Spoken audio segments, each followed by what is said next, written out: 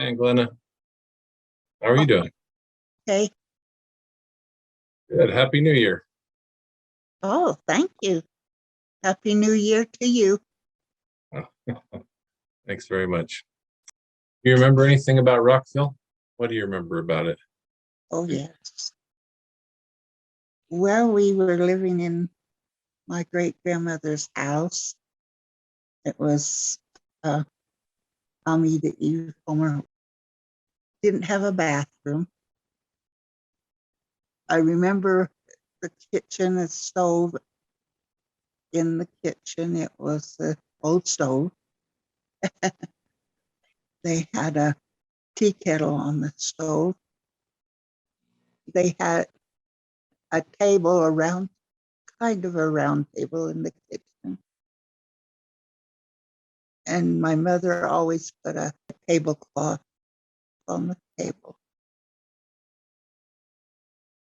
I know when we were in Rockville that we went on Easter picnics. Did you go visit your grandparents in Emory pretty often? Yes, every birthday.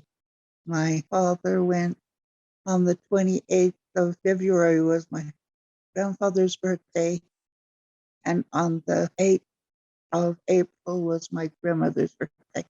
And we went to visit, and they liked to play the game Rook.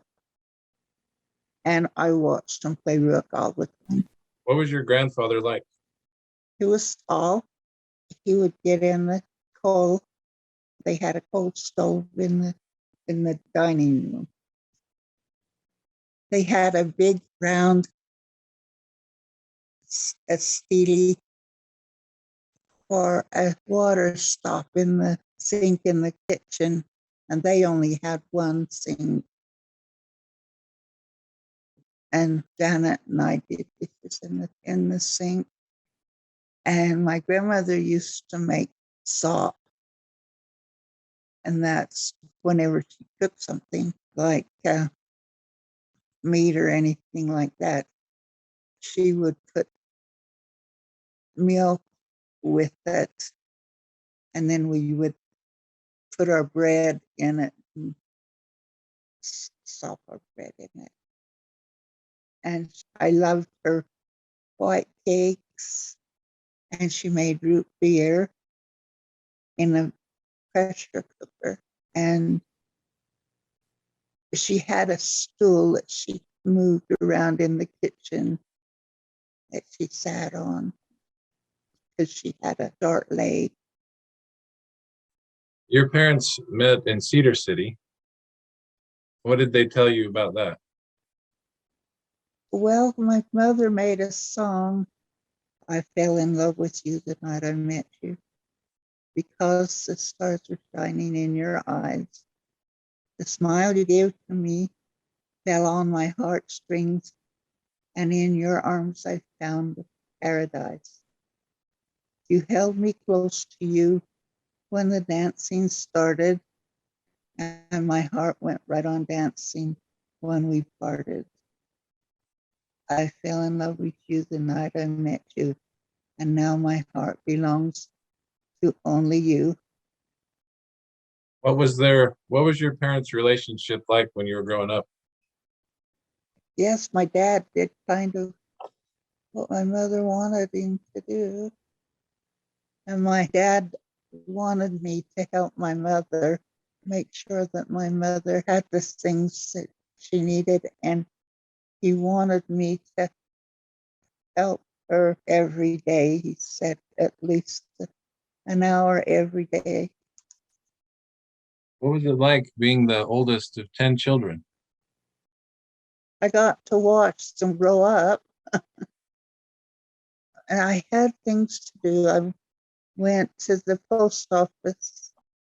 I guess I learned to know my cousins before I knew my siblings, Kenneth and Gloria and Robert. If you could see your dad on his birthday, what would you say to him? What would I say to him? Put my arms around him and give him a hug and a kiss. That's what I was taught by my mother. That I'm so glad when Daddy comes home. She That's taught nice. me about him when he was in the service.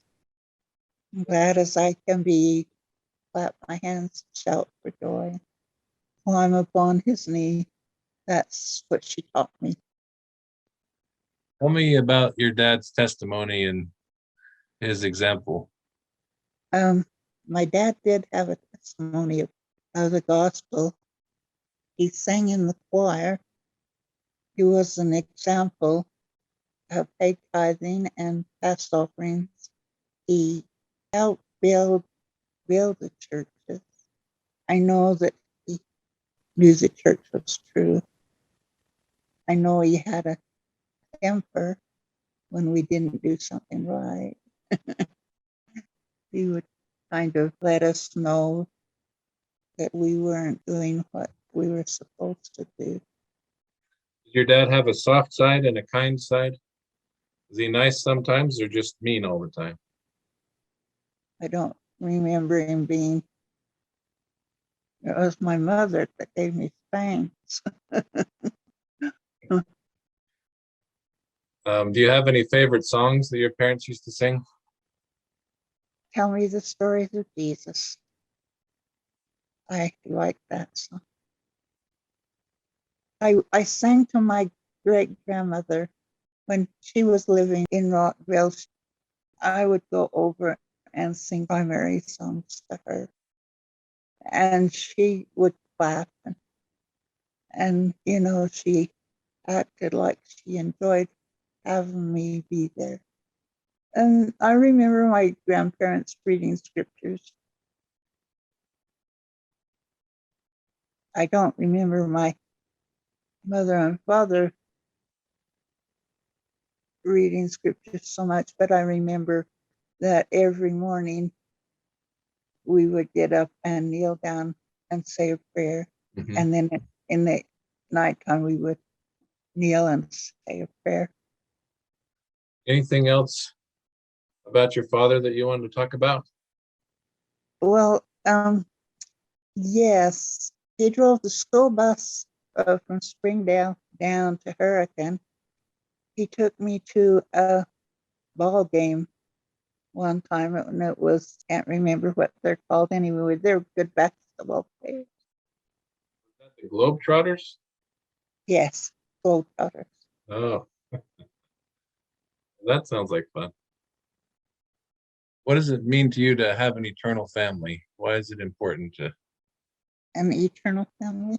yeah, Well, that's what my mother wanted us to be, a forever family.